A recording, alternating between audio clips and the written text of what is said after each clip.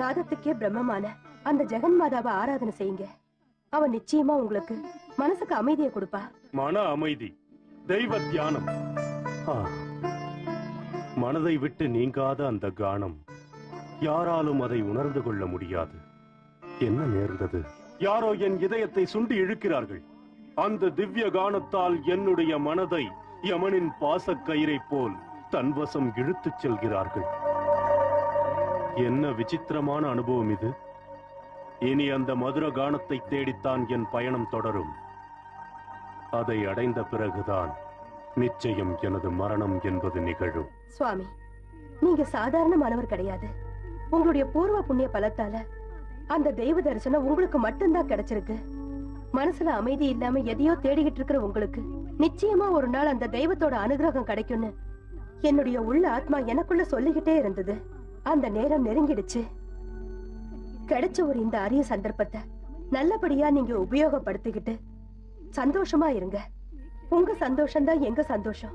எங்களுடைய வாழ்க்கையே உங்க கையில தான் இருக்கு. அந்த திவ்ய கானத்தை தவிர யாருக்கும் எனக்கும் எந்த சம்பந்தமும் இல்லை. நான் கேட்ட மதுர கானம் இங்கு ஒலிக்கவில்லை, வேறெங்கோ ஒலித்தது. எங்கே எங்கே எங்கே?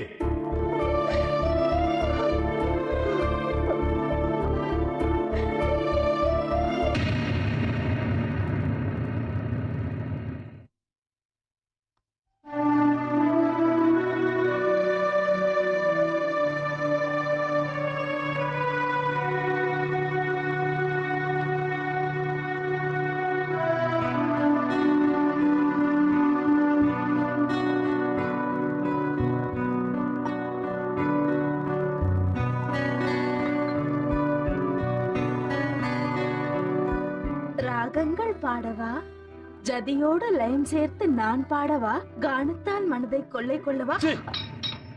உன் கானமும் உன் ராகமும்.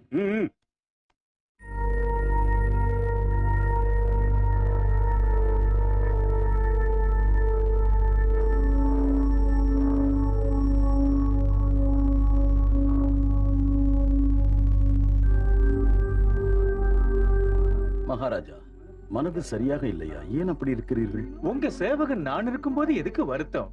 உங்க மனச உற்சாகப்படுத்த காஷ்மீர் தேசத்து கட்டிலங் கன்னிகளை, காஞ்சி நாட்டு பஞ்சவர்ண கிளிகளை, ஆந்திர தேசத்திலிருந்து அழகு பெட்டகங்களை. உங்கள் யாராலும் நான் தேடும் அந்த மதுர கானத்தை கண்டுபிடித்து என்னை மகிழ்ச்சியில் ஆழ்த்த முடியாது. என் இதயத்தில் நிரந்தரமாக இடம் பிடித்திருக்கும் அந்த அழகிய முகத்தை நான் பார்க்கும் வரையில் என் மனது சாந்தி அடையாது. மகாராஜா, தாங்கள் சிறிது காலம் தேசாந்திரம் செய்தால் மனதிற்கு மகிழ்ச்சியாக இருக்கும். எனக்கு ஞாபகம் வருது, நானும் இந்த விஷயத்தை உங்ககிட்ட சொல்லலாம்னு முயற்சி பண்ண. கொஞ்ச நாளைக்கு அங்க இங்கன்னு பயணங்களை தொடர்ந்தீங்கன்னா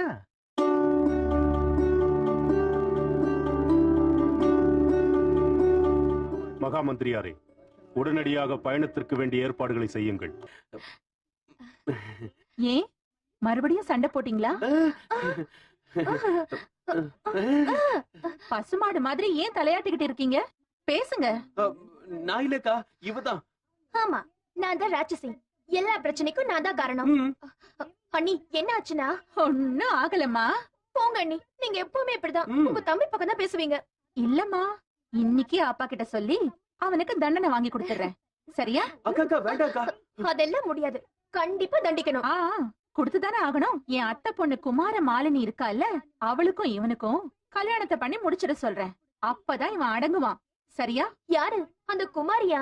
யானை மாதிரி இருப்பாளே, சுகுமார சுந்தரி. மாமாவுக்கு ரொம்ப பொருத்தமா இருப்பா. அக்கா சொல்லாதக்கா, நீ போய் சொன்னா கண்டிப்பா பண்ணிடுவாரு. வேண்டாங்கா. பின்ன என்னடா பண்றது? சாரதாவும் உன்னை கல்யாணம் பண்ணிக்க மாட்டா. நான் பண்ணிக்க மாட்டேன்னு சொன்னேன். மாட்டிக்கிட்டேன். பாருங்க அண்ணி, பொய் சொன்னாதான் உன் வாயிலேந்து உண்மையை வரவழைக்க முடியுது. அந்த காலத்துல பெரியவங்க என்ன சொல்லிருக்காங்க தெரியுமா? புருஷன் பொண்டாட்டிங்களோட பிரச்சனை சாப்பாட்டுல உப்பு கார மாதிரி. நாங்க குறைச்சலா இருந்தா ஆகாரம் ருசியா இருக்காது.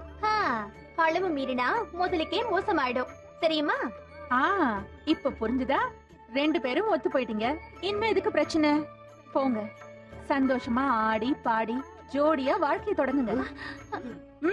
போறீங்களா இல்லையா? போயிடுறோம். போகலாம்.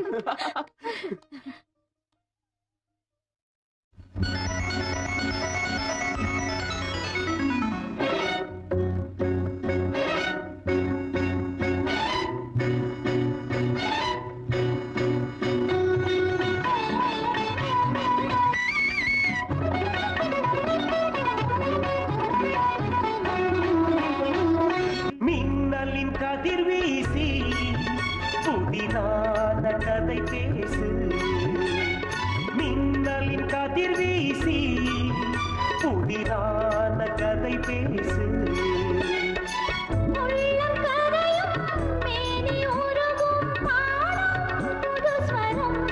தேவி உனக்கே ஜீவனும்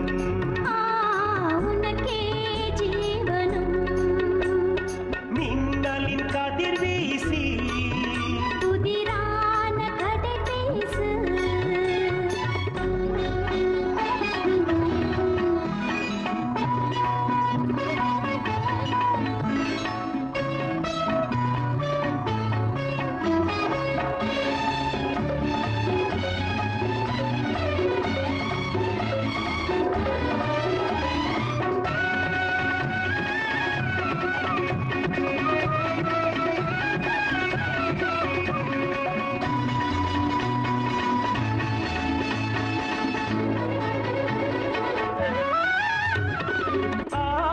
சிரிக்குதே தீயோ நெஞ்சில் அழகு சிரிக்குதே ஐயோ கண்ணில்